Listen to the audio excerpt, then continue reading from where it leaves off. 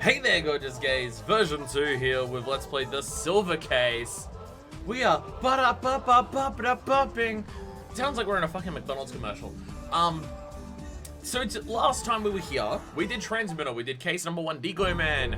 Now, I've been informed that the way to go about this game, the entire graph that shows you how to play all the Kill the Past games and everything like that, says after you do case 1 in Transmitter, do case 1 placebo, case 2 Transmitter, case 2 placebo.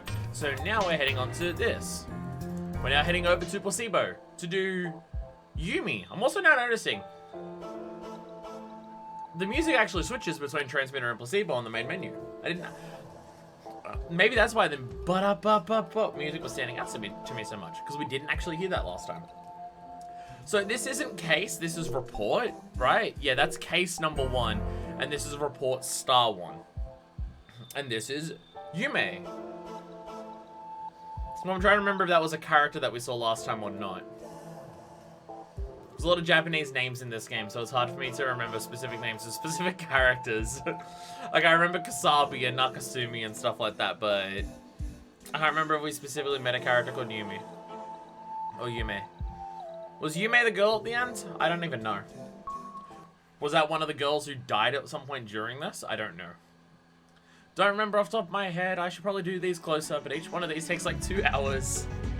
And as much as I am enjoying the game so far, it's a lot to digest in that 2 hours. So doing 2 of them in a row is probably too much.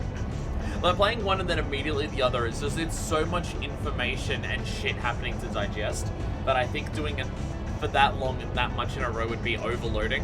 But then I have the issue of if I take time between it, then I start forgetting shit. You're just a reject. Have you ever felt like that before? Okay, the music is a little loud. I'm going to turn it down a little bit. I forgot how loud this... I forget what volume I normally keep this game at. Am I... Yeah, I'm louder than the game right now, but... It's just the loudest game I've ever fucking played. It's so ridiculous. Have you ever felt like that before? I did. I used to work as a police reporter for a pretty good news agency. Some shit went down that's not worth explaining. I wonder if that has to do with the silver case. And after a bunch of trouble, I quit. After quitting, I became a freelance writer. It probably doesn't sound so bad, but in reality, chasing after celebrity asses, sticking a tape recorder up against front door interphones, pretending to be a relative and getting someone's registry information, I was doing worthless stuff like that. It sounds like you were being the cop, but also a stalker, so you know, a cop. But then one day, I received a work request by mail. Set a mark on Kamui Uehara and check out every single thing, down to the hairs on his ass. Oh, shit. That was the job. Wait. Is this after he got out, or is this back when the silver case happens? The guy who the media is now reporting on like crazy. The one they're calling the worst criminal of the century. That Kamui. What a mistake, right? Asking someone like me to do that job. And you did it anyway?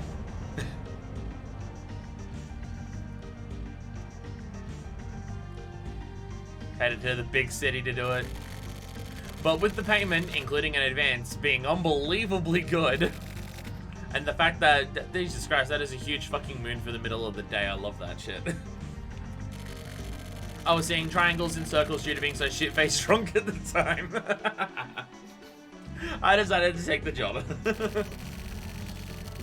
I promised to investigate everything about Kamui's past and future, write a report, and submit it. It was a really secretive, sketchy-ass deal. With the amount of money I was getting, I totally knew that it was a really dangerous job. That's how it started.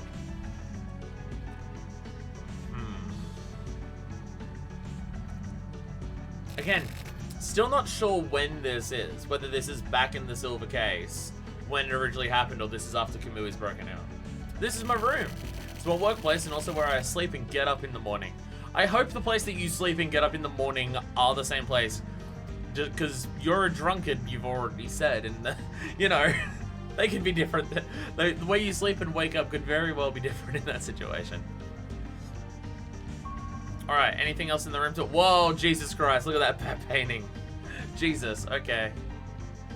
Don't worry, just Don't mind me, just gonna explore my surroundings. Where's your bed? Or do you sleep on that couch? Or is it down, I guess it might be down past there, but still. The client who requested the Kamui job only wants me to submit my reports and keep contact via mail. The reason being, well, I have my suspicions. I wonder if I have any new mails. Let me check. Oh, okay, I was about to say, am I actually... I'm not actually doing this, okay. To Tokyo Morishima, subject, from a friend. Date, 6th of April, 1999. So it's current then. I'm pretty sure that's current then. I'm pretty sure the stuff we've been doing right now has been in like February, March, April. And I'm pretty sure it's 99. Or, yeah, I think so. It's hard to remember. There's so many little details in this and it's so hard. Been a while. How you been? I heard you quit the news agency and now you're a reporter. You're pretty busy, huh? So it's fucking me up because news agency in Australia is the job that I work at. You know, the job where it's the retail job where you sell newspapers and lotto gambling to people. In Australia, that's what news agency means, not a business where people write the news. So it's fucking me up. I'm just seeing like, wait, I'm gonna quit and become a reporter? No, I'm not doing that. I'm not doing that. Fuck that. Although I guess this might be the first time in the game that I'm not playing as a character that's literally named after me. Because I named my character myself in this. I'm playing as seemingly Tokyo. But it's spelled differently to like the city Tokyo. So how about it? 50,000 yen? That doesn't seem like enough for this for a job this dangerous, surely, right? That doesn't seem like that much, actually. How do I put it? It's like I can feel the flow of the times. Like, this year is the end of the millennium, right? So I thought, I can't just leave things as they are. You could say it's time to liquidate, you know? When I remember all the jobs I've done, I think there's a lot of stuff I've forgotten. I want to get rid of all that and start the new millennium nice and fresh. So how about it? Pay me back that 50,000 yen you borrowed now. Oh, this isn't the job. This is a debt. Okay. We'll also talk about it, so let's go have a nice long drink. Oh yeah, I'll give you myself a number and call me if anything comes up. 10 332 332 34. I hope the game's not going to ask me to remember that. Here, you can not only read mails you've received, you can also send mail. Regarding from a friend. The end of the millennium. That's not this year, it's next year. So that means I'll pay you back 50,000 yen and clean things up nice and tidily next year. Sorry, don't mean to put you out. You're the same Shijay as always. Glad to know you're my friend. Talk to you later. Looking forward to seeing you next year. Love it. Love it. Keep records of your own studies in the Morishima memo diary. There's a lot more mechanics that we're being introduced to it in Placebo side here. Sorry, CJ. To be honest, be it this year or next year, or even next year, I don't plan on paying you back that money I borrowed. More importantly, I've been thinking that I really need to start rethinking our relationship, actually. So anyways, that's what's up. Don't keep sending me mails like that from now on. I don't care how cool and friendly you are, I'm gonna get pissed. Of course I am, but the truth is, even if I want to pay you back, I just don't have the money. I mean, with this Kamui stuff, if all goes well, I'll be coming into a good amount of money, so just keep patient until then. I mean, only if it all goes well, but still. And if it doesn't go well, I can think about that when it happens. Live in the now, you know. Whatever the fuck that means. And sometimes you can even join chats. Basically, it's where I keep my true feelings and thoughts collected. Normally, once you read an important mail, you'll act immediately. For mail, you can always read it again later. It's sometimes good to take your time going over old mails and mails you haven't read yet. Okay, there's a lot going on then for this. That's different. My partner's a turtle. Oh, little turtle. Oh, look at little Coco Jumbo there. His name is Red. Okay, it's a very different name than what I gave him. Unexplained wave. Welcome to the waving, Hannibal. Welcome to the waving. This stream might be slightly different than the one I just came from for yours. They keep silent like an old fossil. But he's also delicate like a clock with its minute mechanisms. We've been living together for just over 2 years.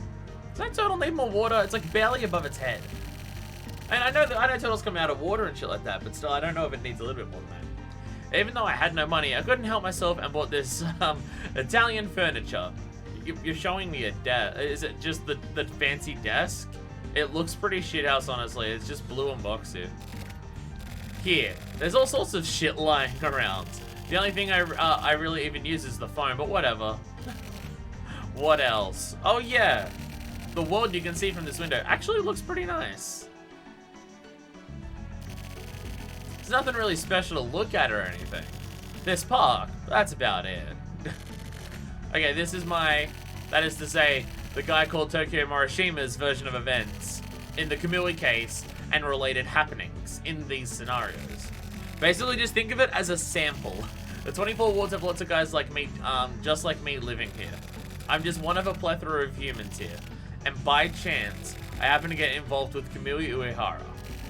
But like, in a really weird way. How is it weird, you ask?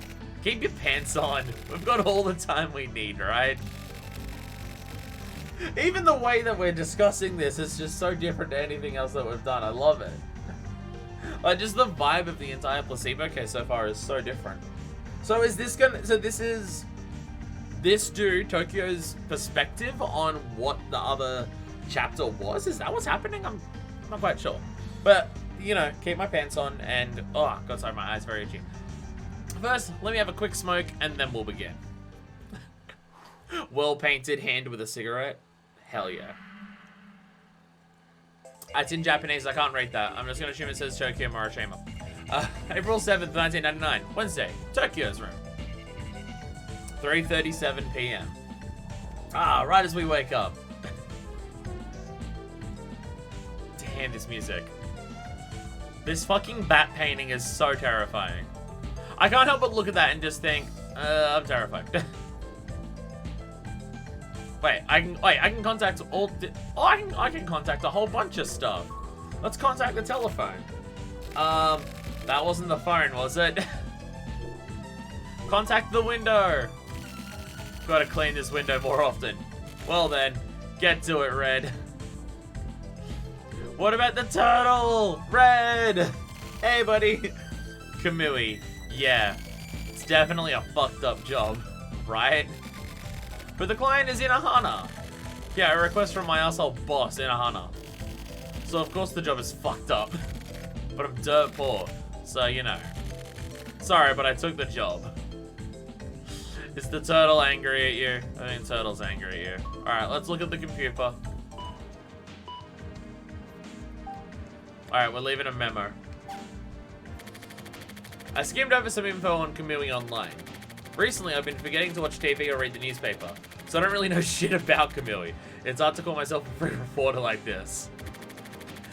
Your entire existence is hanging out with your turtle and drinking and smoking, yeah. I'm not judging, but you know. Kamui's very existence has basically been almost totally covered up until recently. But now he's apparently the most badass criminal ever, and he got arrested and escaped from the hospital and is now a serial killer. Yeah, great. Plus, he apparently killed 2 members of the security force and seriously injured 2 more. And that's why he's such a big deal now. Yeah, we were there when that happened. Those 2, to be fair, they were assholes, but they still didn't deserve to die at the hands of, well, I guess they didn't die at the hands of Kamui, but still though. The case in question, Kamui reappeared on March 27th, around midnight. Special Forces unit began measure to capture him, but 2 people ended up getting killed. 2 people from Special Forces went after Kamui, but he put one of them in critical condition and disappeared into the darkness. That's about it. Even the sports papers had him in their headlines. Jesus. After some time, the legendary criminal Kamui started up again in the HC unit's jurisdiction. So, are the media, like, deliberately hyping this up as well, or... How inflammatory and poetic. The identity of the female body found on March 28th still hasn't been publicized. This particular crime seemed to employ the same MO as Kamui's past crimes. Do we know that one of the security force people survived? Not all 3 of them besides us died. Well, we know the first 2 died. And then there was us, who got seriously injured, and then there was, I think it was Natsumi who was with us, and we know that we heard that he survived. He was just in critical condition. When we were there before, we heard that, again, I think it was Natsumi who was with us. We heard that he survived, but he was fucked up. We survived, but were fucked up, and then the other 2 who were there, whose names I've now forgotten since then. They super died. We came across their dead bodies while going and everything. Also, sup, Dancer? Apart from this, he also killed his counselor when escaping from the mental hospital. 4 people in total. Is the counselor the one who was hanging from the bridge? Or was the one who was hanging from the bridge the reporter person who was working on the digital thing? Kamui was deemed mentally incompetent to stand trial for his previous crimes. So, are his recent crimes also the product of his fucked up brains? Or does he simply like to kill? People are getting boisterous about it. Talk shows have all been featuring these quacks spouting random bullshit. How shitty the world has become. I mean, again, from what we understand, it wasn't even him that killed any of them, but still. Early morning, Tokyo's room. Reading this until the fucking almost 6 in the morning. Or we just woke up. Continued. I searched for info till morning, but I found almost nothing. Kamui's first crime. For some reason, none of the details are available. Black boxed. Someone's using a lot of power to push this down. Who was the first person he ever killed, and how did he kill them? Interesting. Also, about Kamui even further back in the day. All a mystery. What was he like as a kid? Who were his parents? Where is he from? It looks like no trustworthy info ever made it into the media. There are plenty of records pertaining to Kamui while he was in the hospital, but it's all a bunch of bullshit about how he was a model patient. The only thing I've found is that when he was in the hospital, Kamui was totally broken down and was basically just an anemic bastard. I found this out from a tabloid last week. Oh, it's a tabloid, so it might be bullshit, but from what we understand, it is also true. The things the doctor said were he was incapable of killing someone at this point. From the way he was. If I was going to cover the story, then first I should talk to someone who has gone up against Kamui and survived. Like a soldier from the security force. But how can I get in touch with someone like that? Ah. That's how we connected. Weekly Mail. Weekly Lovers. Ooh. And Daily Mail. That's a real life thing. Today's word. Alright. Let's read these over. From Weekly Mail magazine to Tokyo Marishima. Subject. Weekly Lovers. The Amazing World of Carnivorous Plants. Weekly Lovers, The Amazing World of Carnivorous Plants is a mail magazine that provides the latest news and unique info from for fans of carnivorous plants throughout the world. But yeah, this is the 90s. This is highly specific magazines being made. Or if you're in Australia, up until the 2020s. For more detailed articles, photos, and videos, check out the constantly updated Amazing World of Carnivorous Plants website at... I'm gonna look that up. I'm gonna look that up immediately. Is that a real fucking website?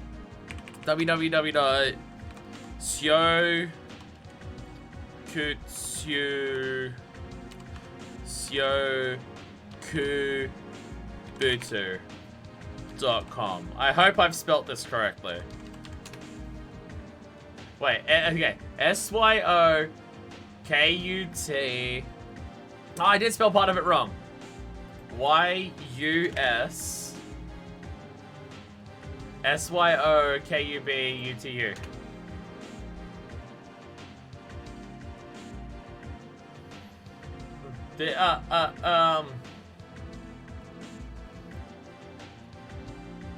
This led me, okay, I typed that in and it auto redirected me to mybrainongames.com.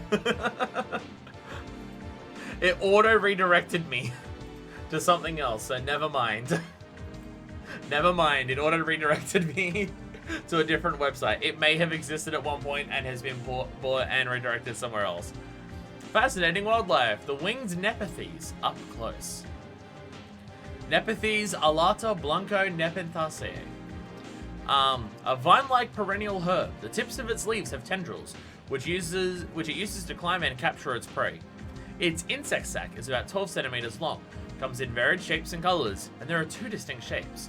One that grows on the bottom when the stem is low, and one that grows on the top when the stem has stretched out. The lower insect sac has a cylindrical top, and the bottom part puffs up like an egg. The top part is somewhat thin. Its intraspecific variation is spectacular.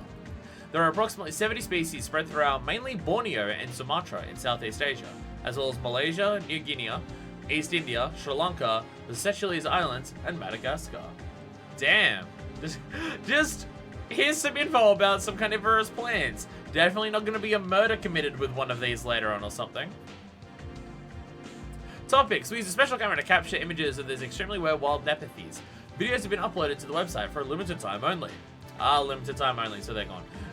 The winged nepenthes captures insects, bees, flies, etc., and dissolves them inside its stomach with peptic juices, which can be viewed from a variety of angles. The act of its winged nepenthes dissolving insects is the epitome of the wonder of nature. We are confident that all sorts of nature fans will love this video. Additionally, there is a secret bonus movie hidden on the website. If you can find it, you'll be able to get an even more amazing look at the winged nepenthes up close. I feel like this is a lot of stuff that is very specific to when this game came out. They may have actually made this and made a bonus video, or some shit like that may have actually gone down. Reader opinions. MK. I spent 3 hours downloading the Wings and Nepenthes video, but it was definitely worth the wait and I'm extremely satisfied. Alright, 90s internet. I never thought I'd be able to get this close a look at the Wings and Nepenthes. I will treasure this video. Again, knowing what this game is like, that could have been a real website, but this is a 20-year-old game at this point, so it probably doesn't exist. Anyway, here's the thing from Daily Mail. A play is a world with its own inhabitants and its own laws and its values. Sorry, on. Yep, that's the entirety of today's word. Anyways, I'm pretty exhausted. You're up till... This dude is the type of dude who will stay up till 5 in the morning looking up videos of carnivorous plants. What time is it? 5:40. Oh, time's gone by. Can I go to bed? Okay, I can't go that way. There's still shit to look at here. If it'll work out, Erica, I guess. If I use her, then I need to be always. Then if need be, I can always use her as a shield too. Okay, we're calling someone to use him as a shield, I guess.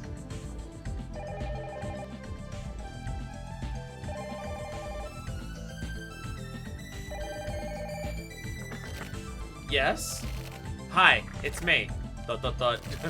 It's Morishima. I got a favor to ask. I'm looking into the Kamui case, like, personally. And I was hoping you might have something interesting. Anything is fine. I just need someone to help bulk up my report. Hey, you even listening? Hey!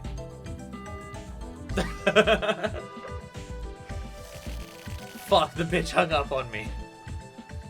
I mean, I'm not surprised. Okay, can I look back at the computer? So I don't actually get to choose what to look at when I go to the computer. I should ask Erica for advice. That was a great idea for me. I mean, it's actually a shitty idea, but it's the only choice I have for now. I need to keep in mind that's how fucked up this situation is. She still works at the news agency. It'd be nice if I could use some of their info. I just need to put the moves on Erica. Put the moves on her? She'd cry if she heard me. Just nothing. Seems to lead anywhere. The hell am I gonna do? Did we go to her house or is someone at our house? Shut up! Enough! Someone's at our house. Hey, we're in the bed. Which is the couch! It is the couch! I know, please, for reals. Just get the fuck out of here. The fuck? Seriously?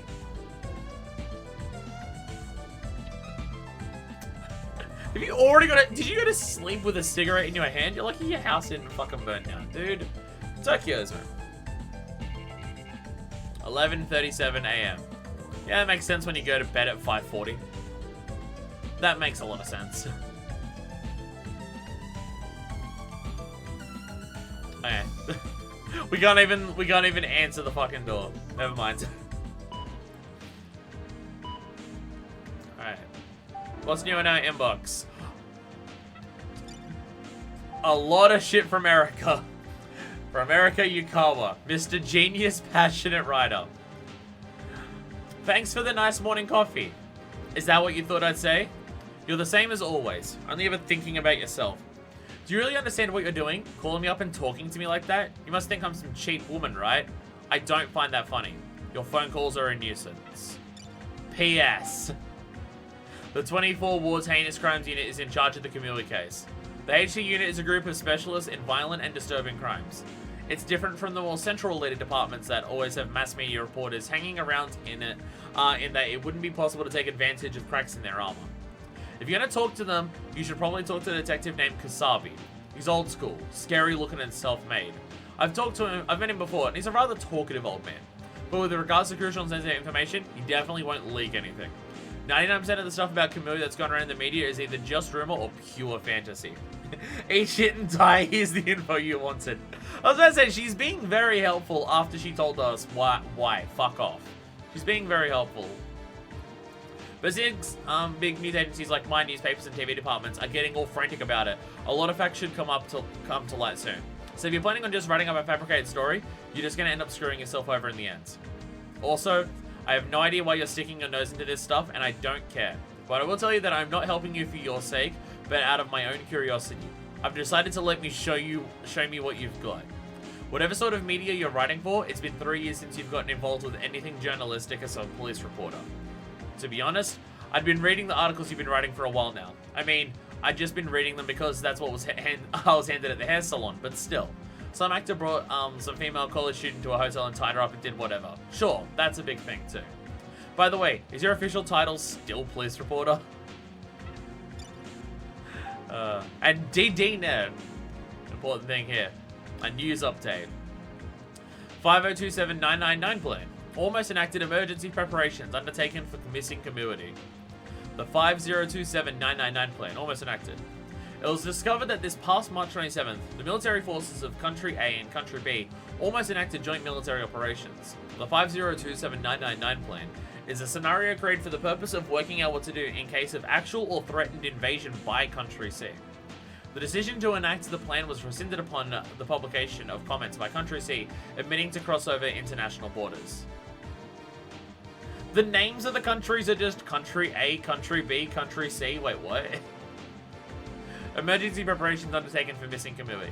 The suspect in the Kamui case, Kamui Urahara, is still at large. With regards to this, Chief Cabinet Security Kitajima made a strange announcement, commenting that we are undertaking the necessary emergency preparations. The population has nothing to fear or worry about. However, nothing has yet been revealed regarding Kamui's whereabouts or the current status of the investigation. DNet, sorry, about Dream99.exe. The file named Dream1999.exe is a virus. Please delete the file without opening it. This is a virus, but it will not infect your computer if you do not open the file. After infection, each time the user sends new mail, Dream1999.exe will be automatically attached and it will continue to spread. Details, how to delete. Go over to this to learn how to delete Dream. I'm gonna look up this one too, that I was specifically told is a virus by the video game. www.dnnet.jp/dream1999. The website can't be reached. Wait, I didn't type in www. I don't. No, that's not important. No, it's not important. Never mind. None of the websites are real. None of the websites are real. Unfair. There was more emails there. What the fuck, dude? There's today's word. The wolf knows what the ill beast thinks. A bad person can easily find and identify another bad person. Thanks for the hot tip. Thanks for the hot tip. Alright. Who are we calling? That wasn't the okay. Are these entire side cases just literally going over emails constantly over and over again?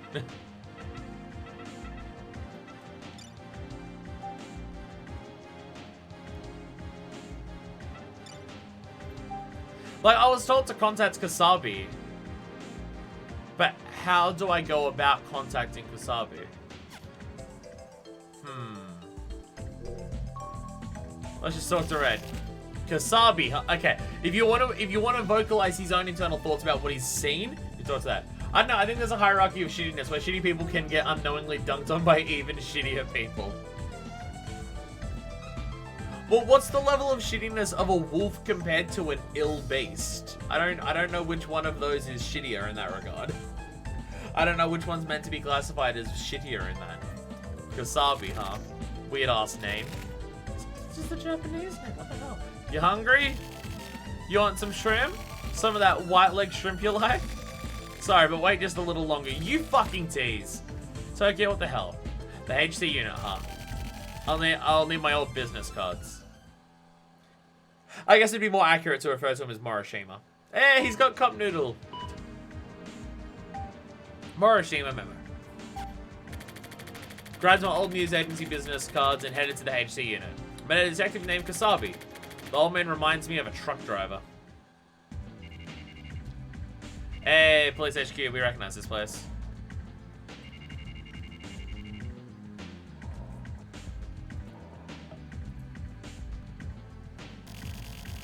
That detective, Kasabi, he still hasn't shown up.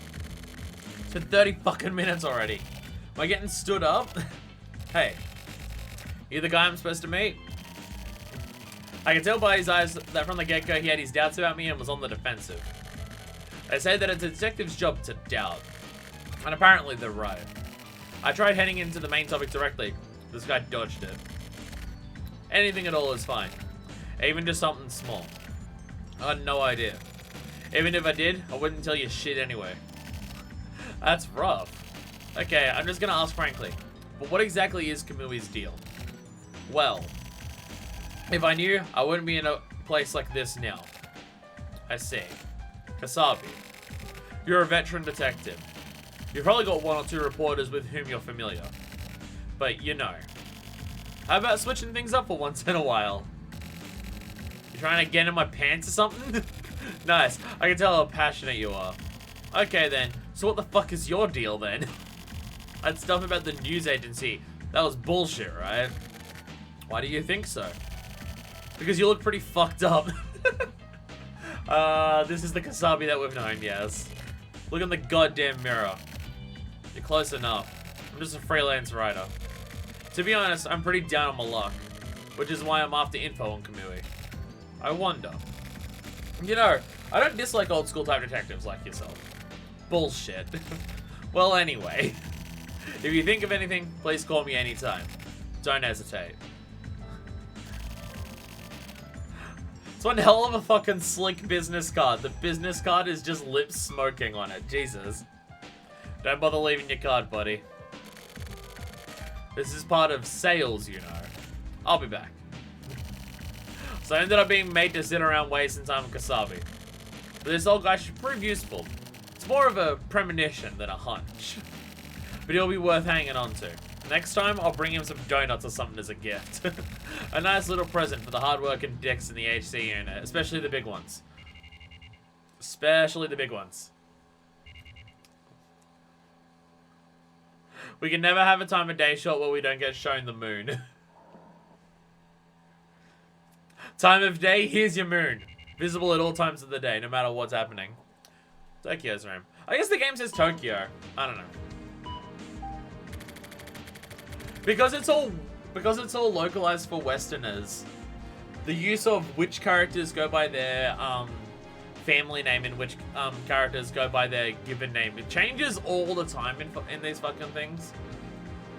Like, I feel like Yakuza is probably pretty consistent at it now because they've been doing it for so long that they know that just do it by what they would actually do in Japan for that. But being this was like a game localized in 1999, I'm not quite sure which one they'd go for. Like, he writes in his diary, Morishima's memo, but when it comes to his room, it says Tokyo's room, so... Anyway, here we're writing a letter to Inohana, doing it to death. Went to the HC unit. Apparently nobody knows anything about Kamui. Of course that's bullshit though. But we did come to an understanding. I should be able to visit again. Anyway, that's how it's gone. Got any directions? And we send it off. Anyways, this should be enough for today. This job is more complicated than I thought. But the conditions aren't bad. Well, if they're gonna pay me that much money, I gotta try my best not to piss the guy off.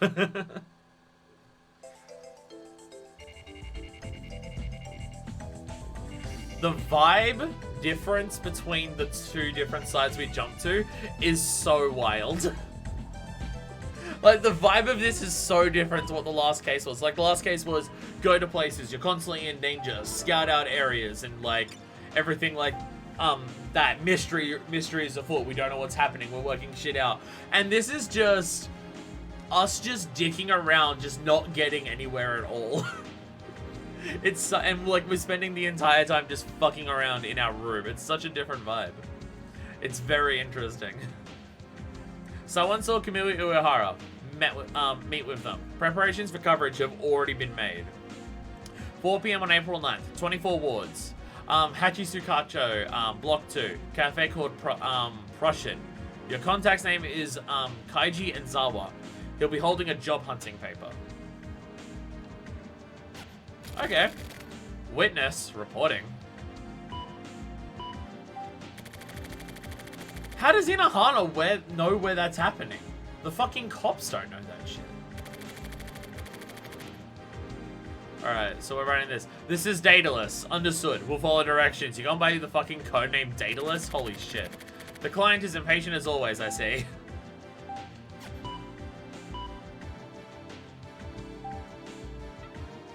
And more today's word.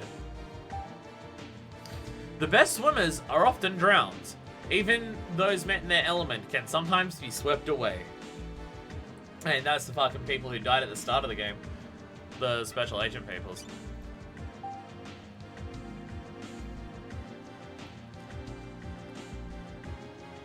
Oh, sorry, I thought, sorry, I misread that. I thought it was someone is meeting with Kamui, go find that. No, this is, we know someone who has seen Kamui, we're meeting with the person who's doing that.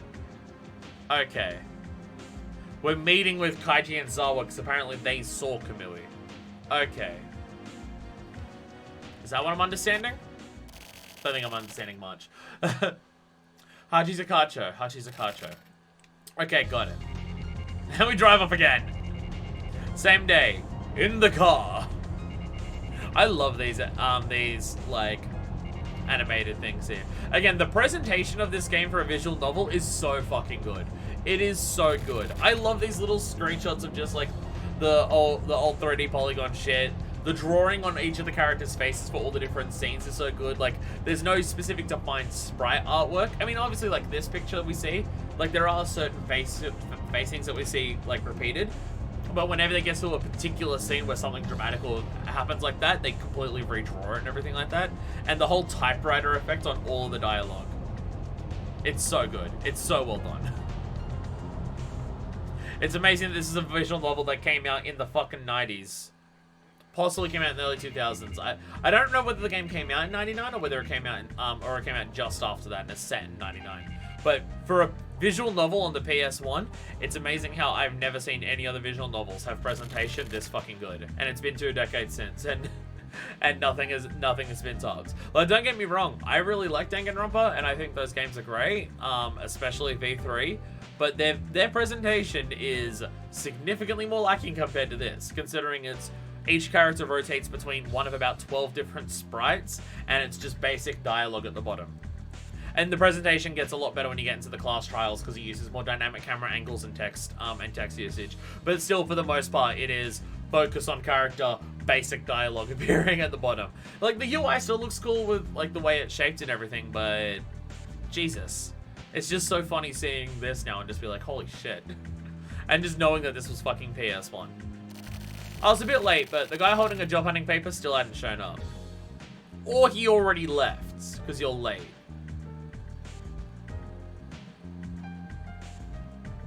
This place is fancy, though. I ordered coffee and looked around. Prussian. The place wasn't clean like most coffee shops. It was more like a bar. I was about to say, isn't this a bar? It wasn't bad. I desperately tried to hold back the impulse to have a drink. As I was chain smoking, because that's a lot better than drinking, the guy finally showed up. He was holding the job hunting paper. He was out of breath and looking at his eyes as he looked around the shop. He somehow didn't really look Japanese. No, that's not it. For an instant, he seemed to look down on everyone in the place with a really peculiar expression. No, hang on, fuck me. He definitely didn't look like a trustworthy dude. That's the impression I got. And Zawa sat in the seat in front of me. His earlier expression had disappeared, and with an attitude that made it seem as though he was born with it. Maybe it's Maybelline, sorry. He ordered a coffee in a really respectful and almost self-depreciating way. How do you order coffee in a self-depreciating kind of way? You just hand over the money. Can I get a short black for the incomprehensible fuck up you see before you? Like, is that what it is? I mean, I have, like, there's, like, one particular regular customer at work who's incredibly self-depreciating. Almost every single sentence they say, they talk about how they're, like, they're useless or, like, they're bad at things or they shouldn't be let out of the house. And I'm just like, Jesus fucking Christ.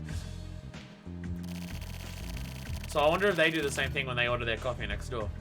He looks like your normal run-of-the-mill businessman in his 50s. He seemed so regular that I was sort of taken aback. I totally thought he was unemployed. But he said something about still being on the clock, until he only had about 20 minutes to spare for me. That was totally fine for me, though. The geezer wiped away his sweat with a hand towel, and we started talking. You know, I saw Camille. Where? This very neighborhood. You know, the Babylon shopping center, right? We were there. That's where the woman fell through the roof. Right next to there. About 5 days ago, maybe? He was walking. That's a real scoop. That's right, it's a scoop. I spoke to the police as well. How'd Camille look? He was by himself. He was just walking along normally. It was the middle of the night. I was working late that day and tried to get a taxi.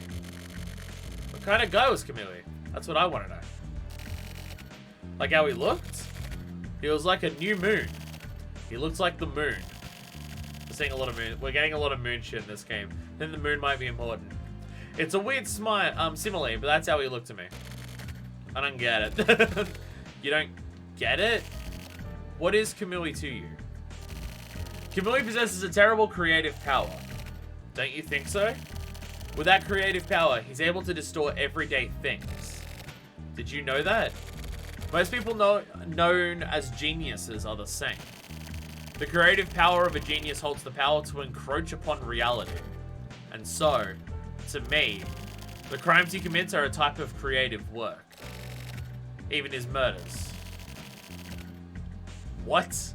Are you saying Camille's an artist? I mean, we literally met with an artist before. He's just a criminal. What are you, one of his believers or something? Yeah, no, this dude is starting to sound like the other people that we've come across in this. Like the people who... I mean, he's not spouting nonsense repeatedly over and over while it's in full caps. But he is sounding like those people, but normally talking instead of screaming and repetition. Well, actually, I really don't like that way of putting it. You know, you're pretty rude. What the fuck would you believe in Camille? I just wanted to tell you what Camille is like, as is. In the end, I sort of doubt whether Enzawa actually saw Camille. So that asshole is just walking around freely. The world we live in. All these people who are somehow fucked up. Men, women, girls, boys, all over the place. Fuck Camille's believers. Anyway, I might as well go check out Babylon. Red is almost out of food anyway. Yeah, I gotta get that shroom. Like, there's clearly deeper shit going on in terms of, like, the people that we come across who have been impacted by Kamui. Like, there is something that happens. Like, he's either very charismatic or there is something supernatural going on, or it's a deeper conspiracy and Kamui's another pawn of it, or there's clearly some shit going on across all of that. But, like, we obviously don't know it yet, but there's clearly some shit going on with whatever Kamui's influence around him is. Whether it's because of him or someone else, I have no idea. Because from what we could tell last time, he wasn't the killer. It was the woman that that basically seemingly kidnapped him, but...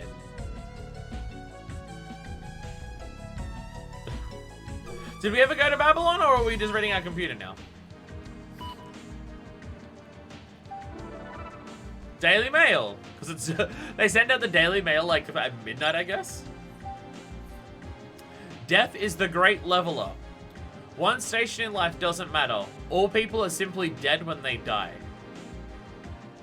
Why do I have this weird fucking feeling that the Daily Mail magazine is connected to Kamui and someone there either worships him or does something? You don't fuck it. I don't trust anyone. I don't trust shit. I don't trust shit. Neither does he. Neither does Morishima. The woman at Babylon. A world's yellow like pus. This headache just won't go away. I can still hear that voice. It won't go away. Something was wrong. Something was wrong with me. That woman died and then Kamui. I don't know. Ah! Go away! Okay, what happened to him? What happened to him while he was there?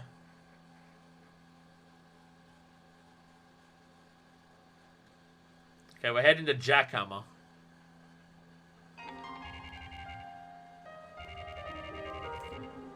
Jackhammer's a pretty good name for a bar. I don't know if it's the like up there amongst the strongest ones I've heard, but it's good. But it's good. Sir, you don't look like you got dumped by your girlfriend or something, huh? If, in fact, that is the case. It's a bit of advice that we always give at times like this. I don't want to hear it. Oh, come on now. What? First, you buy a knife. Is anyone in this city not, like, recklessly violent? A cheap one will do. One that fits well into the palm of your hand is best. Then you buy some wood. Wood? Yes.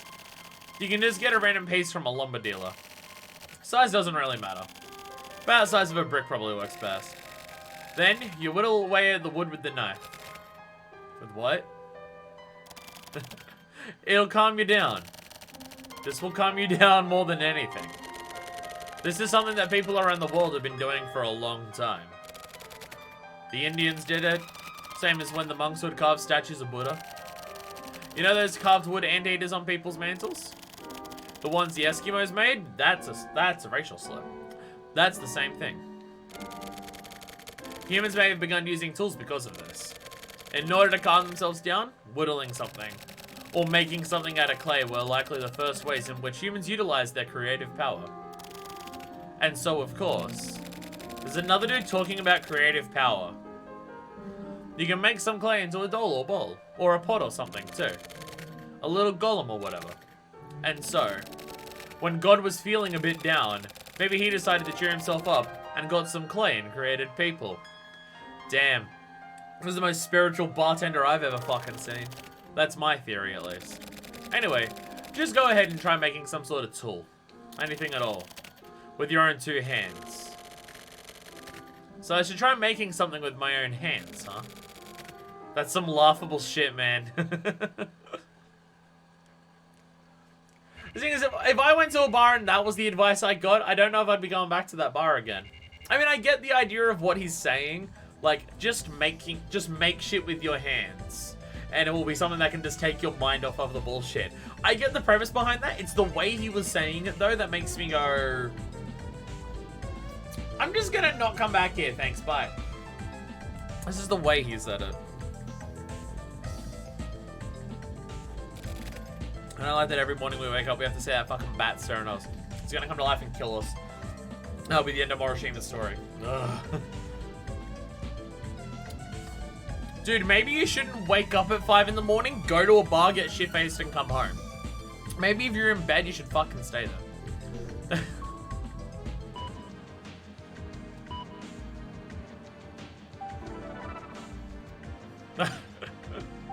Erica's messaging us about we're alive.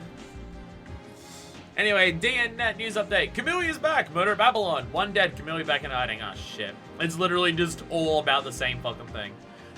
Yep, all the news stories are getting in on it. Kamui is back. Murder at Babylon Shopping Center. At approximately 7 p.m. on April 10th, a young woman was discovered dead at the... Oh!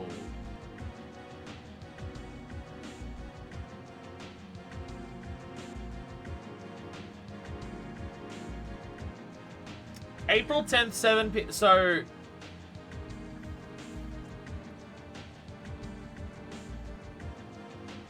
Morishima was there. Like, he was talking about, like, all of that and get out my head, and everything like that. I remember when we were in Babylon, we came across someone. But I can't remember if it was a man or a woman. And, like, as we were walking them out is when the body fell on top of our heads. Like, from the glass ceiling. So was Morishima, like, one of the people we ran into while we were there? Or did he just show up, like, right after it happens? And just knew that someone had died there? Shit. Young woman was discovered dead at Babylon Shopping Center. Yep. Pardon me. Victim's chest had been hollowed out with a sharp blade. And the MO suggested the killer was Kamui Uehara, who was in hiding after killing 4 people, including 2 members of the security force. So yeah, because it's 2 security force, the counselor, and then that. I don't think we learned about the hollowed out bit at the time. No, we just saw it fall. I honestly thought that the victim died by the fall, but I guess they were dead beforehand.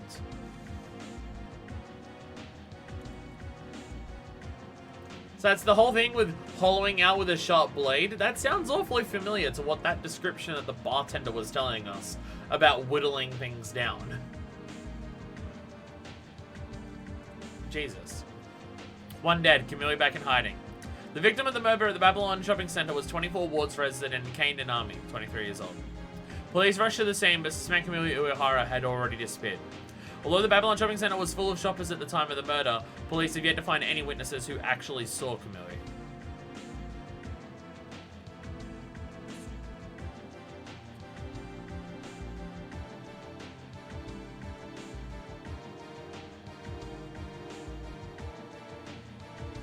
So the time of the murder might have been beforehand, considering the chest has been hollowed out. Because when we went there, like, when we found the body when we went there, all of the shops were closed. And when we ran into one person, that was a big deal. So I guess that was 7 p.m. after the place had closed. But they can tell that the time of death was definitely while the shopping center was open. But still no one saw him. Kamui, what's going on? And Erica's messaging us if we're alive. Are you alive? So apparently you were there at Babylon. I rushed to the scene too. I was way later though. Then I heard that someone had been rescued by the HC unit and I tried going there as well. I got hold of Kasabi while trying to find out who it was, and that's when I found out it was you.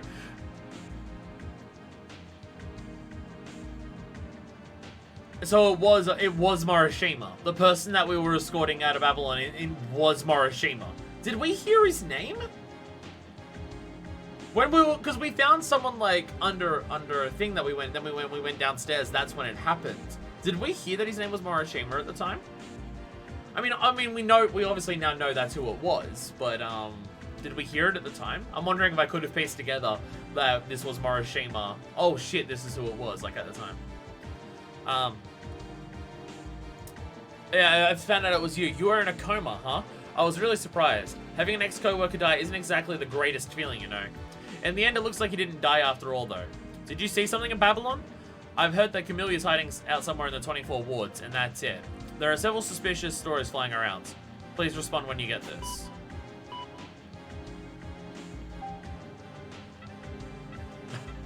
Am I able to respond? Alright, let's look at the Daily Word. What the fuck's going on here? Even if you lean on a cane, don't lean on people. Don't depend on others too easily. Jesus. Question marks? Kasabi. At Babylon, something happened to me. I fell into a coma. And then Kasabi. And then... Ah! Fuck! I don't know!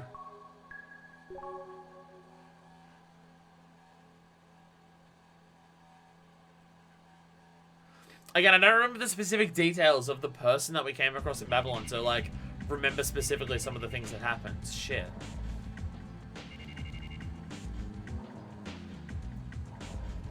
I now do have to wonder if Enzawa did deliberately lead us to Babylon so we would be there when it happened. If he's, like, one of Camui's followers. That old man might know something, but still. He's making me wait again. Hey. Sabi! Sup? Sorry for the wait. Hello. How's it going? Okay. Good. I want to thank you. It seems you took care of me. Is that your thanks? Well, it's my job, you know. What happened with Kamui? I got nothing to talk about. I just came to thank you. I didn't mean to try to grill you. So you found Kamui? It sounds like you're in. So you do know what's up. Whatever, I'll tell you. We secured Kamui. Huh? Really? Yeah, really. We got him in custody right now. But he won't say shit. It's like a fucking mannequin. He doesn't say a goddamn thing. Where did you... His broad name to Yume was the key. Are we here at the time when Yume makes her break for it? She was in a relationship with Kamui. He was in that broad's... What's it called again? Oh yeah, he was in a atelier. It was so simple. Can't believe it. Why not? Are you one of those dickheads who thought Kamui would never be caught? Well, maybe. But why are you telling me this? You said it yourself, remember? That the thing about having a few reporters I'm familiar with? Actually, it's because I have a bunch of stuff I want to ask you about too. Big Dick met with you at Babylon, right? Fuck yeah, Big Dick. You're all fucked up, so you may not remember. Big Dick? It's a nickname I gave him. It's a pretty nice name, huh? Maybe you don't get it. It's because he's like a chinchilla. So Big Dick, obviously. Anyways, whatever. I'm going to a hot springs with my woman tomorrow. Don't be sniffing around like a fucking dog too much, okay? And don't go writing a bunch of bullshit about Kamui like it was leaked. Don't screw me over. Seriously? What a surprise. What?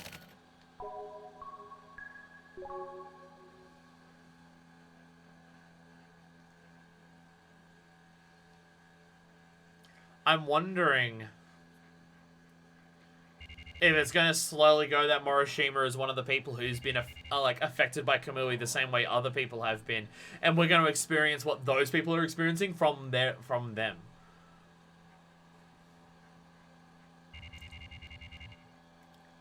Again, unless when that someone was coming out, that was a Yume. After she shot the female detective, whose name I forget. Morishima memo. Kamui was captured. If it's true, then it would have been about 20 hours after Babylon. I'll use this story. Maybe sell it to the news via Erica? No, that's impossible. Totally impossible. Either way, someone's going to write about it. First, it's a hassle. More importantly, Babylon. What I saw that time. No, what I experienced. I can't get my head around it. Anyways, something happened at Babylon.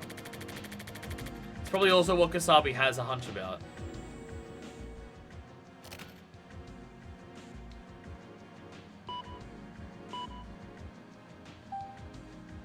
Yeah, shit's happening to him. Shit's happening to him. Who is this Iyame broad? Did I meet her at Babylon? That's not it. But some sort of memory. There's something about her inside my brain. Get your shit together, man. That night, I was in the car and decided to go to Babylon to buy food for Red. Babylon is just a shopping center. It's not a haunted mansion. Nothing was any different than usual inside. Anyway, Babylon. There might be something for me there. Oh, you're heading back there? Sick. Did you ever message Erica back letting her know you're alive? I don't think we did. I don't think we actually let her know that we've survived. Oh yeah. I was driving just like this that one time. Then I met with Enzawa. Which led you to Babylon. Which, yeah.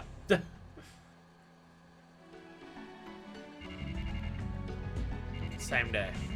Babylon Shopping Center.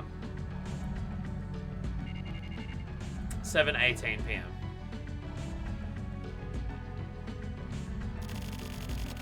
Yeah, and then I came here.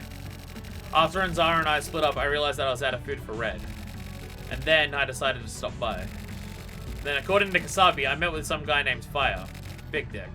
And then I met that guy. Only him? No. Someone was right there with me. Who was it? Was that Fire? Who the hell is Fire? Fuck, I can't remember shit. Big dick, you know? Is that a fucking brand of cigarettes called Placebo? Okay, that's strong. That's fucking strong. I lost my lighter. What the fuck, man? Need a light? It's fire! Get it? Because they can light it because it's... Man, it's like a fire... fucking forgetting. Who was that? That voice. I've heard it before. You may be just like me. Is it Inzawa? No, that's not it. Someone, like, came inside my head. Hey.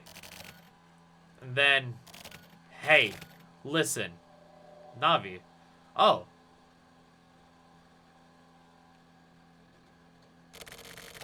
Just fucking remember! And then, Fire. It lit up. Chosen the worst name. Chosen the worst fucking name for this.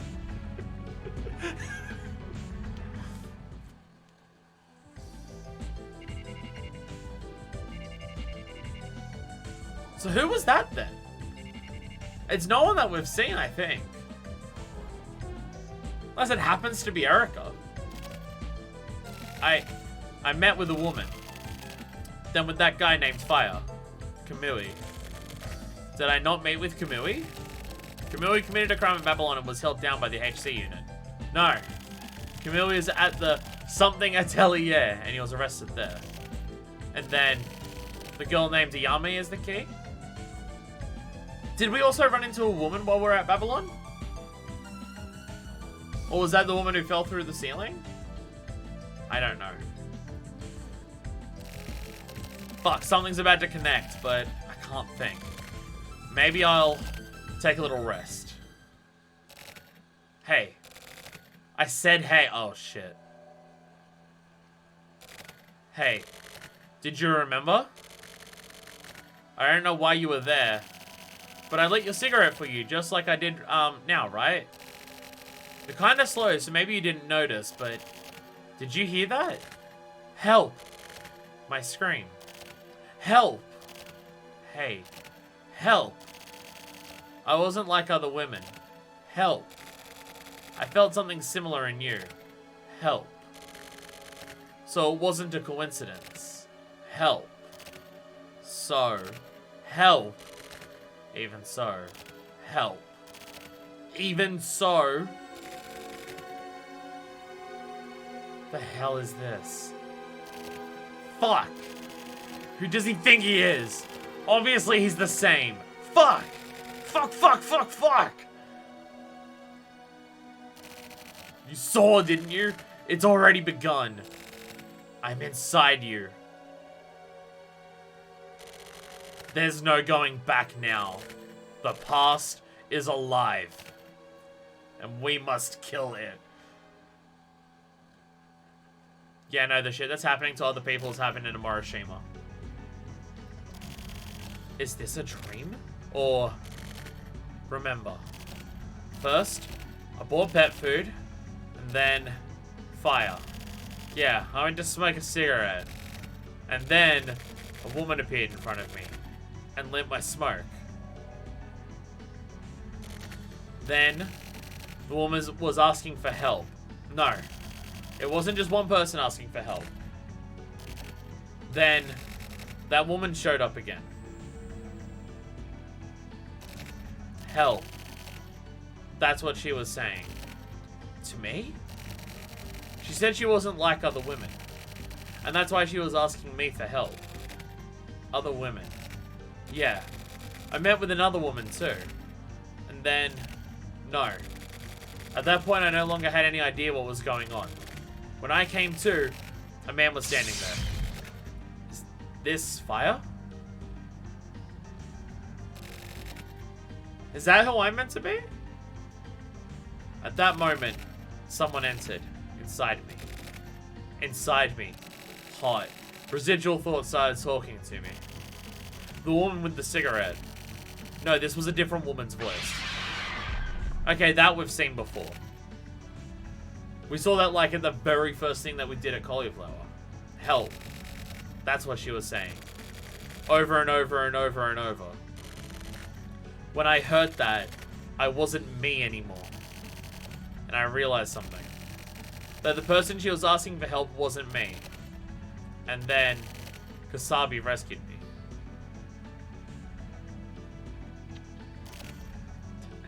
He always wakes up with a cigarette in his hand. His house is gonna burn down. So, I didn't see Kamui with these eyes. Actually, he wasn't even at Babylon. But, why? I met Kamui. Why? Yeah, he has no idea what's going on. At all.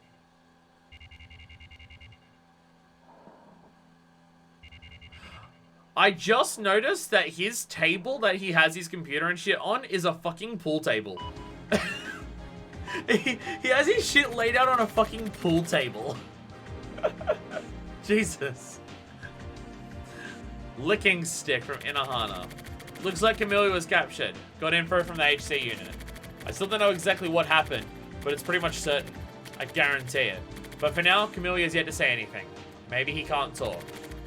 It's all for now.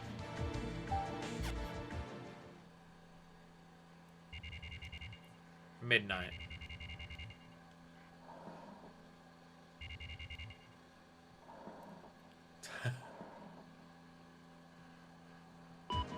He just sat there for a fucking hour. However I think about it, I just can't work out what happened to Babylon. But I know what happened. Instinctively, I do. And Zawa said Kamui was like a new moon. I saw Kamui, but in my head. As a vision, in a hallucination. But he looked like the swelling sun. Not the moon. A huge swollen sun.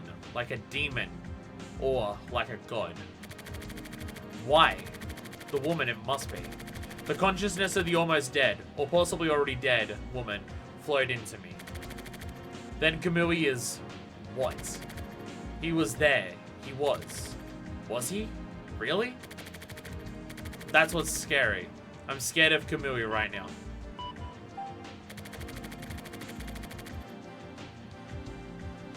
I'm sending a message to Ayame. To Erika about Ayame. Okay. This is us letting her know that we're alive, by the way. We haven't actually told her that we're alive outside of this. I want you to look into the woman named Ayame. The woman who had a relationship with Kamui. You've got info, right? I especially want to know where Ayame's atelier is. If possible, her origins as well. Get a hold of me by mail or whatever when you've got something.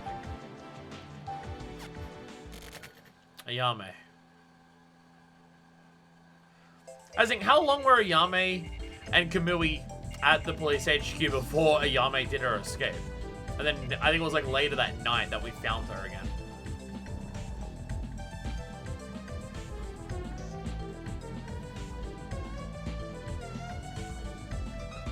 And back to our computer.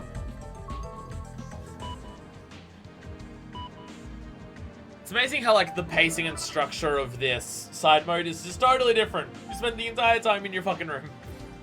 In a Hana for a contact request. Report immediately on what happened at the Babylon shopping center. Trying to. Subject girl named Yami. So no reply to my mails? Anyway, at least I know that you're still alive. I was about to say, you never let her know. I faxed you a map for the request you had. The atelier is called Gladiolus. Hey, back then I made a whole bunch of Gladio jokes. I remember this. This Yame woman is a relatively well-known artist among the underground culture. She made a lot of strange digital content. Her partner for that digital work was Kamui. It's been said that Kamui was the real artist and Ayame was just a simple programmer. The fact that these two formed a digital unit is not yet well known to the public. So yeah, nice work on finding that out. But if you go to any random techno club type and listen to the wannabe artists and their rumors, everyone's talking about it, but still. By the way, could you at least tell me what exactly it is you're looking into? Or did you forget to at least thank me? If possible, I'd like to talk to you directly, but whatever. For now, I'll just leave you alone. No wonder Erika wants nothing to do with him. He's not being the nicest person to her right now. Today's word, what do we got? Bad news travels fast. Wanting to divulge others' misfortunes is the way of the world. News of people's misfortunes reaches the farthest corners of the world quickly. You're the fucking Daily Mail. That's your entire job. That's everything that you do. Gladiolus. What a weird-ass name.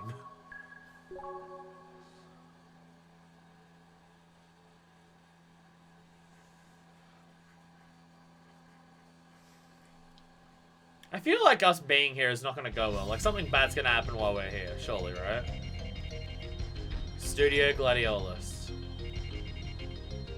Like, he's going to look at that work of art that is all of the flickering words and stuff on the screen, and he's going to have a fucking fit or something like that. So, Kamui had a partner. What kind of woman is Yume? What does she think of Kamui? After being in contact with him for so long, can she even still be normal? She's close enough with him to be his partner. Was she scared? Or was she angry? Or maybe something must have happened. She felt something. Stop, just not even investigating the place. No, I don't want to buy followers, but I also can't ban you because my chat's not working properly. Hey, Densher, if you're still around, can you get rid of that one for me? My chat's not working and I can't see anyone who's typing in my chat. Thank you. The only chat I can see is the on-stream one. My chat in OBS is broken. Well, it's like 5 minutes delayed.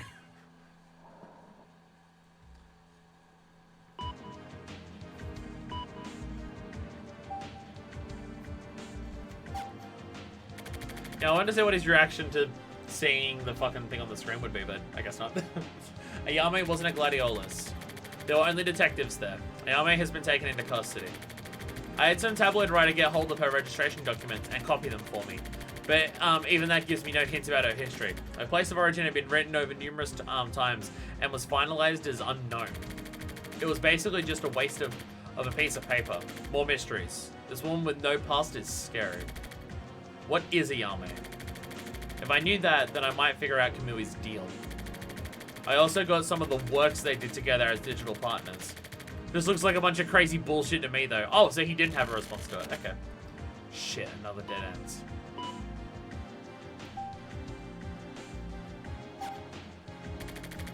Thinking about Ayame, I remembered the woman at Babylon. Why were the women afraid of Kamui? No, why were they filled with such emotion? No, wait. Was that really even fear? Were they not actually asking for help? From who? Me? Or Kamui? Or maybe that guy that I apparently met at Babylon? Fire, was it? Or the guy from the HC unit? Those women are somehow involved with Yume. I mean, basically, from what we understood last time, all of the women that had any form of connection to Kamui, Yume killed off, either out of jealousy or some other concern, from what we understood. There's something going on here. I got my hands on a photo, and Yume is pretty beautiful. Damn. Not sure yet, but I feel like something's about to connect, little Red. We haven't checked on Red for a while. To Inahana. Subject, out of sight. So you heard about the Babylon incident. You hear that I was there too? If so, this will go faster. I just happened to see a woman getting killed there. Just that. There's something from after Kamui's capture too. He was arrested at a woman's atelier. Her name is Ayame. She used to be Kamui's digital partner. Also, I'm interested in Ayame now. So that's it for now. Don't keep me sending annoying ass mails every 5 minutes. You fucking weird ass pervert. Jesus. Idiot. I'm not telling you shit yet. Ayame. I'll try checking her out a bit more.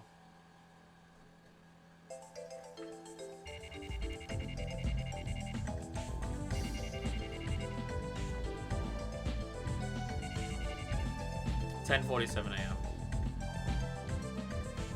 All of those shelters that we saw, we learned that Kamui grew up in those, right? Like, Kamui grew up in all of those shelters where everyone was just kept down there? I think so. What the hell? Asleep? No, you can't be asleep. What's out the window? Got it. Oh, just fine. Fine. I think there's 4 things to interact with in this room that I would at least have a look at what they are, but...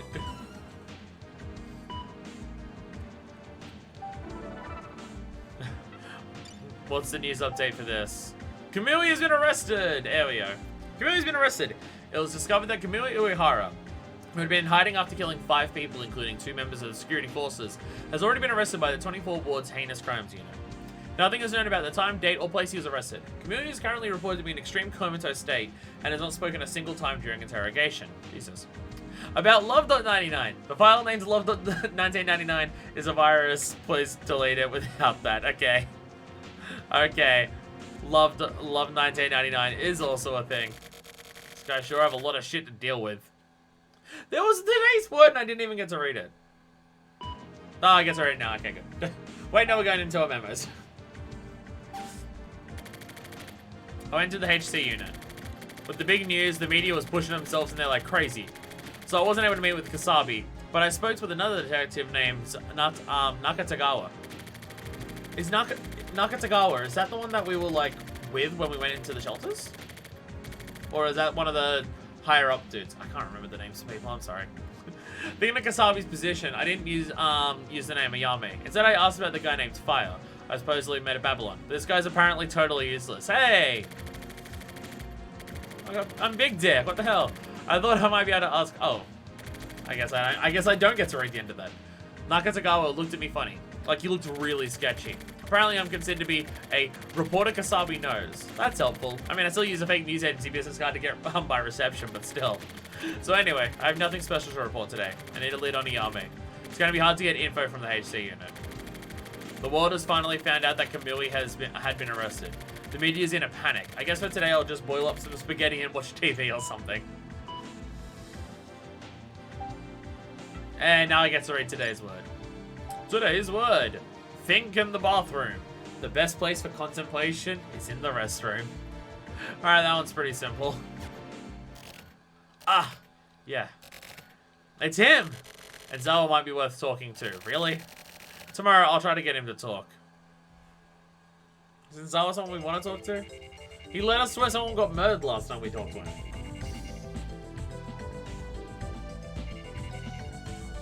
11:22 a.m.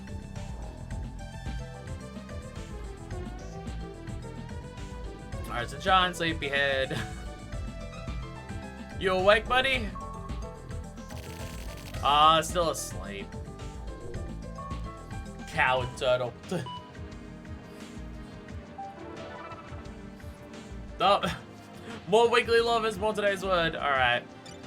Today's word. All theory, dear friend, is grey, but the golden tree of life springs ever green. Goeth. Alright. There's probably meaning or like thematic things behind all of that stuff. I'm always bad at deciphering that stuff. I'm always bad at deciphering like the underlying thematic connections of abstraction. I'm always bad at connecting that shit. Like I can appreciate it, and like when it's explained to me, I'm just like, oh, okay, that does make sense. But I'm someone who's really bad at piecing it together. AKA, this seems like it's gonna be a game that I'm very bad at working out what's going on. Carnivorous plants! Yes! We get to learn more about carnivorous plants. What do we got? The beautiful hunter, the Venus Flytrap up close. Venus Flytrap. Dionaea muscipula Ellis Drosecaceae family. A carnivorous perennial herb. The leaves grow in a rosiolite state to a length of 3 to 12 centimeters. The leaves have wings, which look like flaps. Almost circular. The main vein is split into 2 hinged parts. The leaves contain a large number of long, sharp protrusions, with 3 antennae on each surface. When these antennae are touched by small animals 2 or more times in a short period of time, the leaves close up, trapping insects. A chemical reaction caused by elements of animals' urine helps melt down and digest the insects. The Venus flytrap is also called the TPT witchet or the TPT twitchet. Grows naturally in the eastern parts of North Carolina and the humid coastal plains of South Carolina. Topics: Venus Flytrap versus Honeybee. A shocking battle will be released on video. The battle of the prong and stinger between the Venus Flytrap and Honeybee that was released on the internet last year has been selected for a no-cut video release. Full of scenes that you'll have to see to believe. 2 hours and 37 minutes? Sorry, 2 hours and 37 minutes of just watching a Venus Flytrap murder a honeybee? Jesus! For a limited time, a campaign commemorating the video release is in progress. Answer the Venus Flytrap quiz to win. All sorts of amazing prizes, including a trip to North Carolina. Please check the website for details. Readers' opinions. Gamora. Last week's special was really interesting. I also have a Nepenthes Alata named Pen at home. But since I peeked in on the secret of her insect sack, it's got a bit awkward, but I'm also very happy, which is kind of confusing. I'm looking forward to more interesting articles. I never thought I'd play a game that just gives me so much detail and detailed information about carnivorous plants, but I'm into it. Game wants to be kind of weird, that's fine. Okay. Are you awake yet, Red? Fine. Window's still dirty?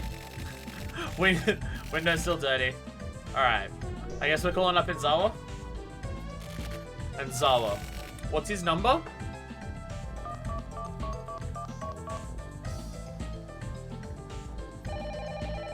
Will we get an answer this time?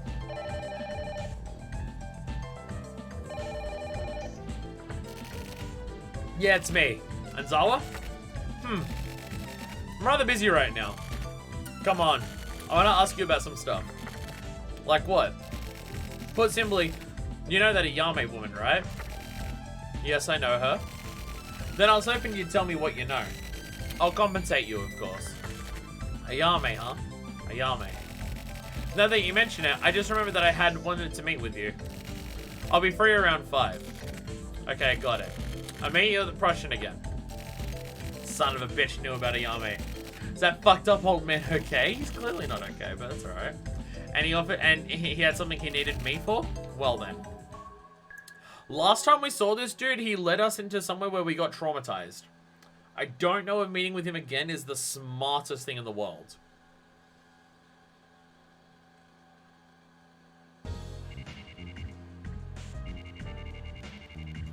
Tea room. 5:13 p.m. Sawa showed up wearing the exact same clothes as before. Even the habit of wiping his sweat off the hand towel. Nothing had changed at all. So, you know a Yume, huh? Of course. She's Kamui's ex-partner after all. So for Kamui maniacs, I guess that's common knowledge then? You're funny, Moroshima. Huh? You even know that? Man, what kind of connections do you have anyway? Among us maniacs, you're pretty famous, you know? No fucking way. Not really. So how'd it go? Did you see Kamui? How'd he look? What did you think? I didn't see Kamui and nothing happened. Sorry, but it was just some woman on the grounds. That's unfortunate. What kind of woman is a Yume? Don't think that a Yume is just some normal woman. What? Why? She's a special woman. You mean a Kamui? No. A Yume herself is special. I don't get it. So how exactly is she special? Well, in a way, she may be above even Kamui. Her stage, that is. And the fact that she's a woman is important. A man can only spread his seed, but a woman is able to choose the seed and raise it, right? Alright, okay, yep, alright, sure. Hey man, I'm not asking to hear your weird-ass theories. Then maybe you'll understand if I put it this way. Oh shit, we're getting the shit is serious typing sounds. A Yume's very existence is bigger than Kamui. At the very least, that's what I believe. Because she's a clever and cool and noble human being. She's not as savage as Kamui. Not as sharp-edged. Not transitory. But from the time that a Yume started having special feelings for Kamui, something started changing. These special feelings aren't love or whatever. A Yume wanted Kamui. She simply desired him. And because of that, Kamui's actions were, to a Yume, something to be hated. What a Yume desired was Kamui's child. Ah, what the hell. That's right. A Yume was trying to give birth to Kamui's child. But the self-preservation instincts of Kamui's seed wouldn't settle for Yume alone as its guardian. I don't know if that's how that works. Don't know if that's how it works. Kamui needed many more women. It's likely because he wanted to create the next generation. That was the beginning of all this tragedy. A Yume tried to prevent that. The self-preservation instincts of a Yume's seed tried to leave behind only a single definite line. Like a sort of royal family. Only the unit of Kamui and Ayame, and those born from them, would be chosen for the next generation. They didn't agree on that. Which was correct. I don't know. But personally, Ayame's subtle yet strong spirit appeals to me. The blood flowing through her body is the most virtuous blood in this world.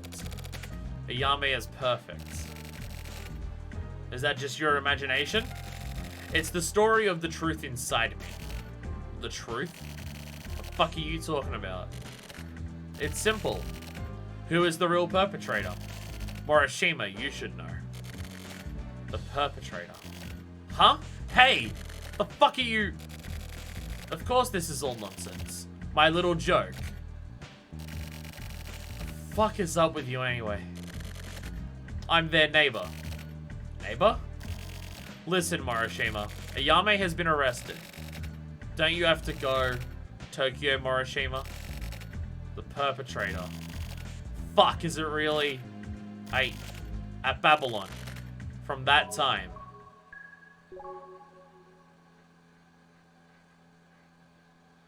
Yeah, he's learning that, yeah, Ayame was the one who's behind those killings. But so the idea of what Ayame's going on about and why she killed all the other women is because she wants to be the only person who has Kamui's kids. And Kamui's just like, nah, I want all of the kids. I want to be, I want every single child born to be my kid. Is Kamui in a mental state where he can have those types of thoughts?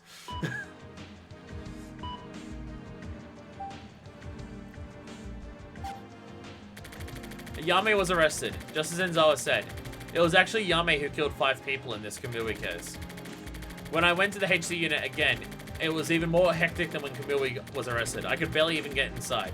Cameras, lights, strobes, mics, and reporters. I stood back and just watched from afar for a while. After that, I was able to get Kasabi on the phone and spoke with him for a bit. Simple confirmations. He sounded fed up, but he also sounded relaxed. That guy is... It's not letting me read the end of that tonight. I also called Nakatagawa. He sounded pissed off. Maybe he just always sounds like that over the phone. Turns out I never saw Yame with my own eyes. Well, Kamui neither, I guess. I'm just a bystander. But thanks to the incident at Babylon, I feel like I've gotten caught up in another bit of trouble, to the point where there's no turning back. Ayame was pregnant. That's one fact. But what does that tell me? I can't understand the truth. That's the thing. The kids who were at the shelters, do they happen to be Kamui's kids from back when the original Silver Case happens? Like, at the time when that was happening, he was having children, and now all the women that he had children with back then are all the kids that we found in the shelters, and that's why Ayame went there? Because I don't know if we ever found out about who those fucking kids were. Other than we know that when Kamui was growing up, he was also one of the kids who grew up in the shelters. We still don't even really understand what the point of the shelters are, but still. And Zawa is wrong. Whatever he is, and whether or not it was really Yame who killed all those people, and even if Yame was really pregnant with Kamui's kid, nobody understands the truth about Ayame. Maybe Yame was just a little lonely. Try me. The Kamui case was actually the Ayame case. Ayame's motives was jealousy. I'm holding off on Babylon for now. I don't feel like writing about it. I'm sure you understand how now that... I'm sure you understand how now isn't really the time for that.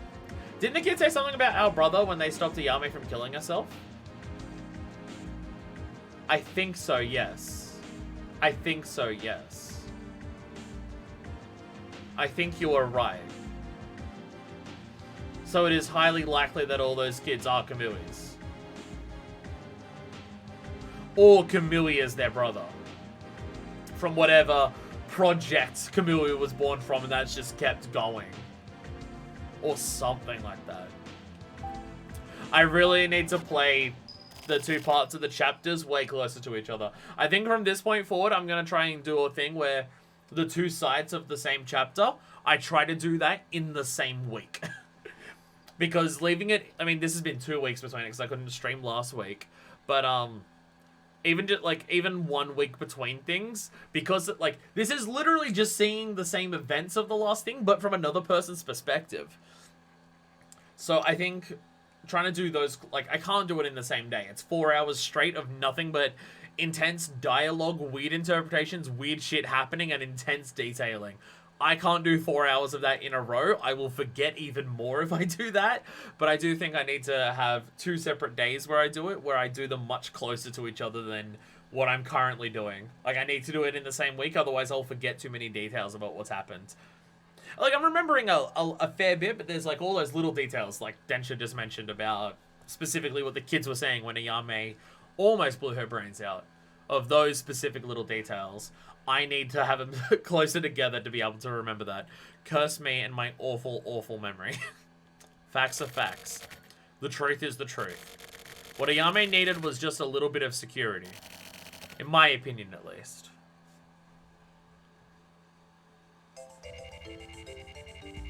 April 15th, 1999. Thursday. Tokyo's room. Again, everyone goes in Morishima, but the game is saying Tokyo's room when we do this.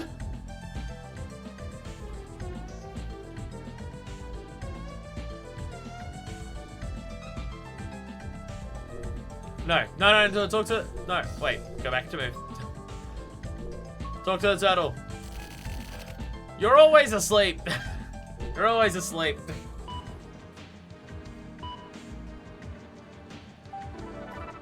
Hey, Erica's back. Yeah, the news is more important. The real killer was a woman. The killer was Kamui's ex-partner.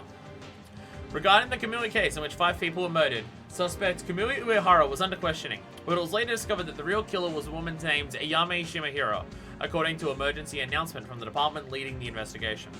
According to the announcement, she had already confessed, and her motive for the murders is to be revealed shortly. Ayame Shimahiro was Kamui's ex-partner. Ayame Shimahiro, the newly discovered perpetrator of the Kamui case, was found to be Kamui's ex-partner in creating digital art. Ayame Shimahiro is still listed as a digital creator, working in an atelier called Gladiolus. However, her relationship with Kamui is thought to have ended several years ago. But... can we talk? How about it? Can we talk for a bit? You seem to know quite a lot about Kamui and Ayame. I see you in a new light now. At around 2 PM today, can you come to the Sculper chat room? Let's talk there. I'll be waiting for your reply. Ah, the chat room on this, yeah. From Tokyo Morishima to Erika Yukawa. Okay, I'll go into the Sculper chat room at 2 PM. And we will talk. Cigarette.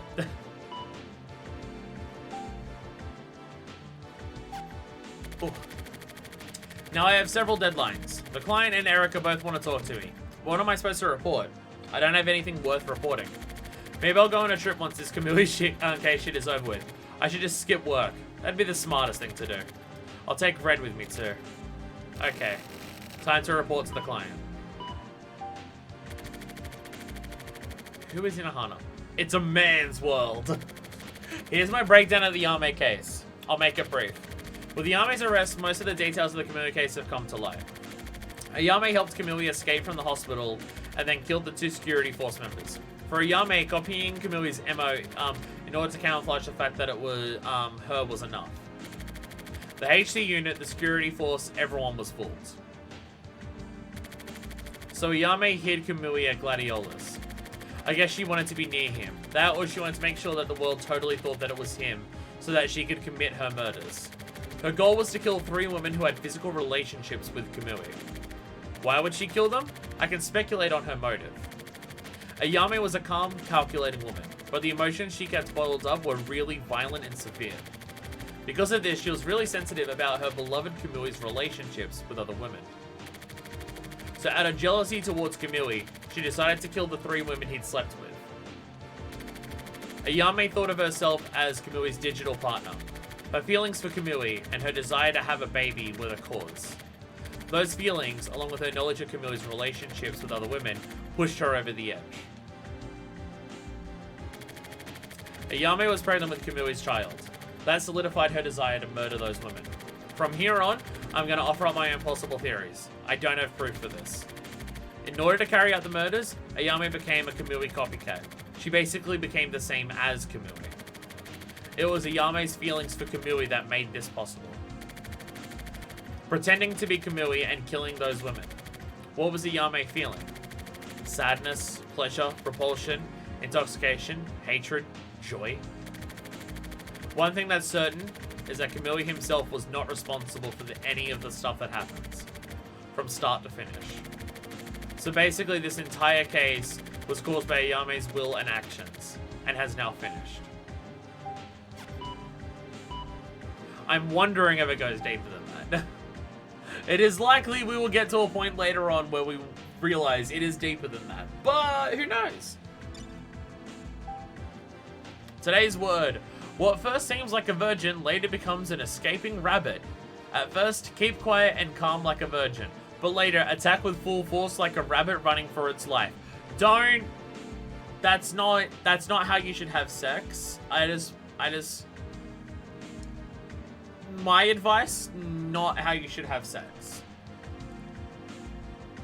Not how you should go about like that entire business. Just my personal opinions, probably not the best way to go about it. You awake, Red?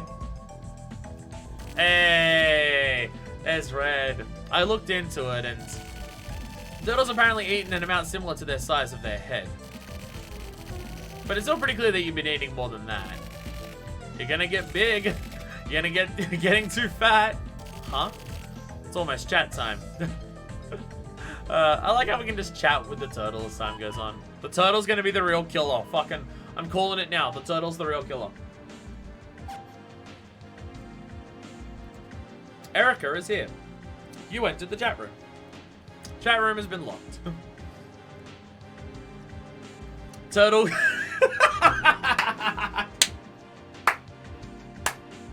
Yes. Turtle guy.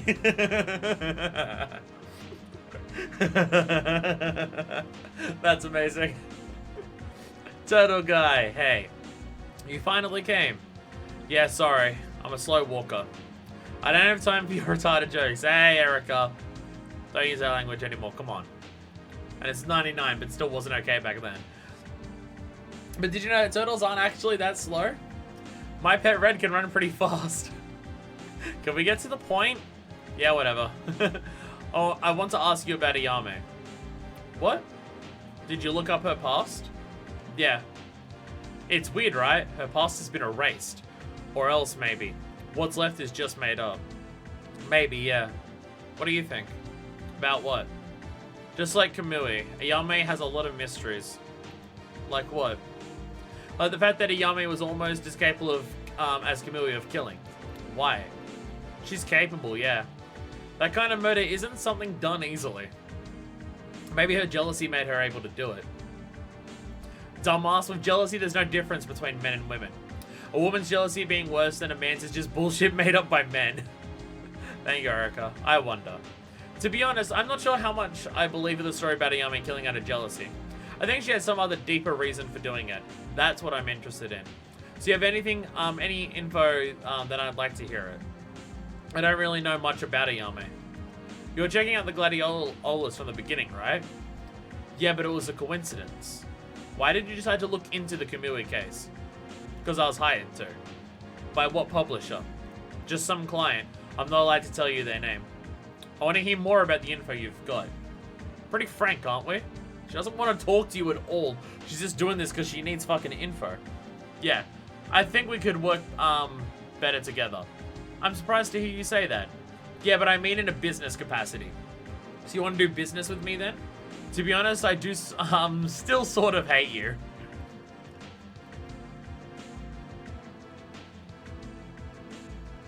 Either we've been hacked or she fucking flipped out. Uh-oh. Uh-oh. Uh-oh. I don't like where this is going. You there? Hey, chat room's been locked. You should stop.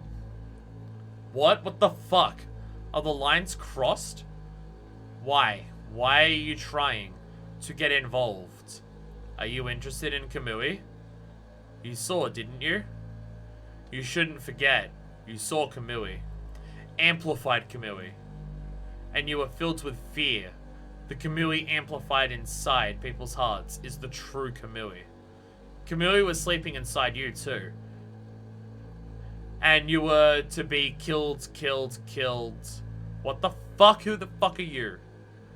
Kill, kill, kill, kill, kill, and they're gone. Chat room has been unlocked. User now offline. The bat?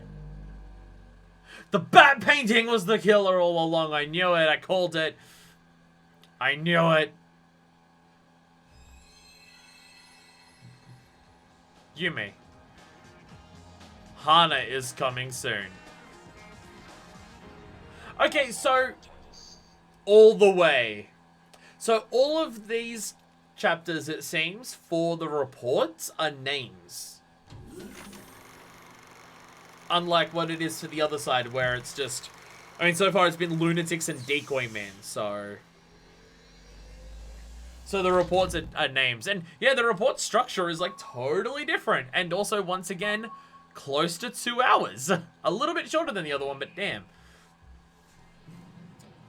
So I'm realizing how LPing it makes it take a hell of a lot longer. Because again, when we looked up last time, the videos are like roughly an hour or so each for like a walkthrough. But because I'm reading out all of the dialogue and talking over it, it like doubles the length of everything in here.